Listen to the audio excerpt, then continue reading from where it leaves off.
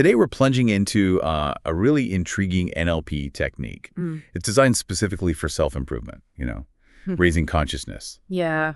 And for anyone less familiar, NLP, neuro-linguistic programming, it's this powerful way of looking at how our thoughts, language, behavior, how it all connects, really, shapes our reality. Absolutely. And our mission here, it's basically to pull out the key insights from this technique, how these practices can, personally benefit you listening in achieving maybe greater well-being, a more present life. It's true. And, while a lot of NLP stuff, it often seems geared towards influencing others, maybe hitting external goals. Yeah, that's the common perception. Exactly. But what's really compelling here, I think, is that this approach, it's really beautifully crafted for self-mastery. Oh, okay. And the source makes this really crucial distinction. He says the exercise itself is, quote, easy to perform. Okay.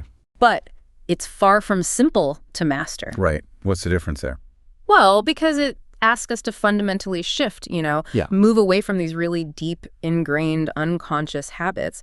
We have to step outside our automatic comfort zones. It's really challenging us to actively engage with processes we normally just take for granted. That is a powerful distinction. Taking NLP inwards for self-mastery, not just outwards. Precisely. So as we get into this, this deep dive really centers on two core methods. And they sound, well, almost deceptively straightforward. Conscious breathing and strategically shifting your perspective. But what we're going to explore is how these seemingly simple practices can actually profoundly change your daily experience, how you interact with everything around you. Yeah, the impact can be quite surprising. Okay, so let's unpack the first one. Conscious breathing. I mean, we all breathe, right? Every moment, unconsciously. Exactly. But the core idea here is turning that automatic thing into a deliberate, a powerful tool. So what's the actual practice? How do we master this? Well, yeah, like you said, normally breathing is totally subconscious, like your heartbeat or digestion, right? Yeah. The kind of ingenious part of this technique is about actively bringing that usually unconscious process right into your conscious awareness. Okay. You're essentially taking something automatic and making it intentional, a focused practice. Okay, so the source, it gets pretty specific with the steps. It does. It says, do this conscious breathing exercise just 2 to 3 times per session. No more than that. That's important. 2 or 3 times. And the inhale is key. Deeply. Through the nose. Filling your entire lungs, like starting from your stomach, right? Yeah. Not just shallow chest breathing. Yeah, that belly breath. Really fill it from the bottom. Right. Then you hold that breath for about, 3 to 5 seconds? Or maybe longer if you can, like 10, 15 seconds. Depending on your lung capacity. Yeah, 3 to 5 is a good starting point. Okay. And then exhale slowly for around 15 seconds. And preferably through the mouth this time. Slowly release. Now, the source is specific about 2 to 3 times. No more. I wonder why that is. Is there a risk of it just becoming another mental task if you do it too much? Or something else? That's a really good question. I think the emphasis on no more, it probably comes from wanting to keep it from feeling like a chore, Okay. So it doesn't become overwhelming. Right. Which could lead to resistance instead of relaxation. But also physiologically, when you hold your breath like that, your brain reacts. It starts releasing serotonin and dopamine. The happiness hormones. Exactly. Those key neurotransmitters for mood, reward. It's not like a huge chemical flood, mind you. Right. It's more of a subtle but consistent influence. It helps nudge your state towards satisfaction, towards well-being. And this whole process, it's not just about feeling better emotionally. It's also feeding your brain oxygen in this very controlled way. Creates a sense of satisfaction. It's genuine sense of satisfaction, yeah, and presence. And the practicality. I mean, this sounds amazing. You could do this multiple times a day in basically any setting. Like you could be at work or at home, watching a movie even. Absolutely. Eyes open, eyes closed. Waiting at a traffic light. Yeah, that's a great example. The core goal really is just to be fully in the moment. Okay. To make nothing else exist except your conscious breathing and your complete focus on it. Just utterly, completely present. Wow. Okay, so we've looked at mastering our internal state, kind of grounding ourselves with breath.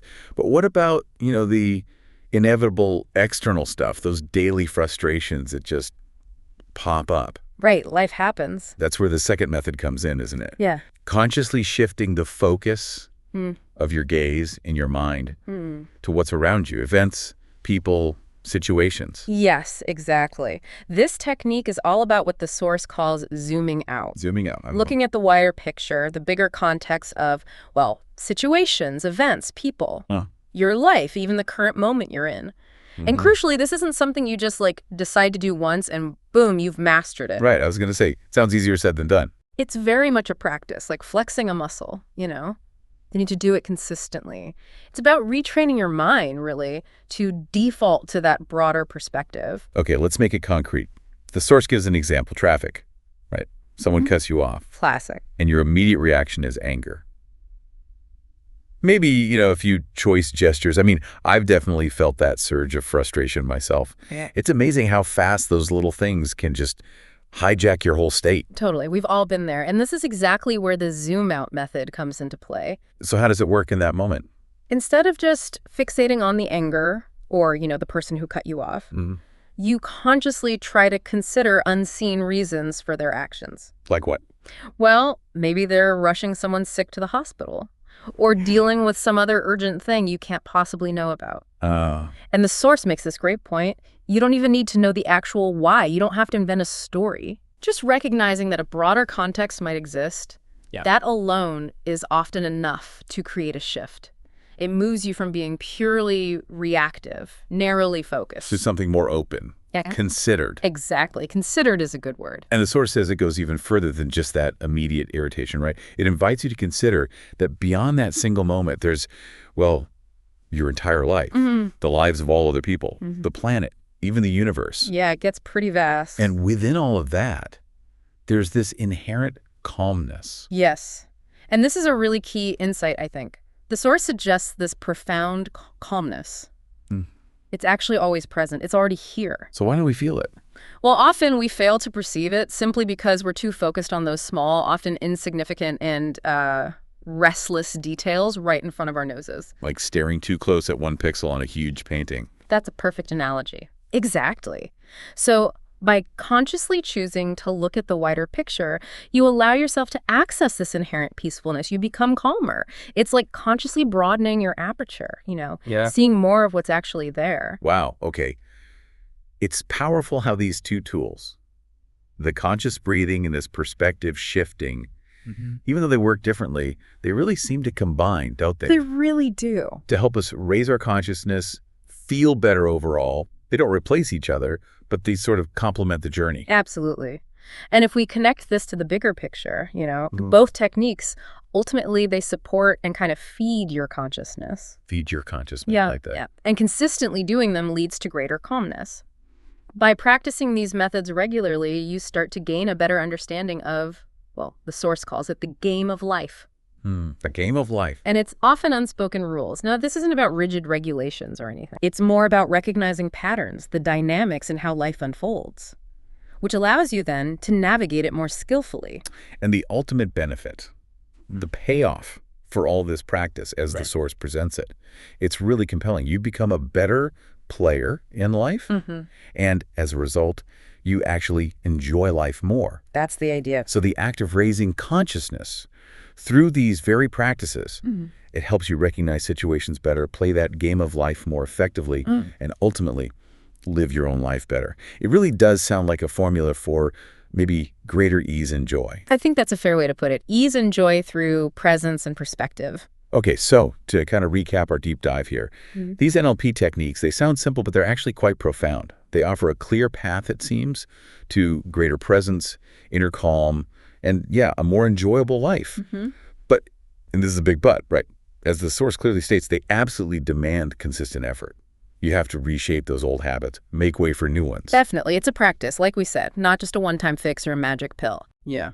Requires showing up for it. It does. And, this raises kind of an important question for me. Oh. If, like the source suggests, this peacefulness is always present, it's just obscure, hidden by our intense focus on small, temporary things. Yeah. Well, what other profound truths about existence, about ourselves, might we be missing simply because we're zoomed in way too close all the time? Wow.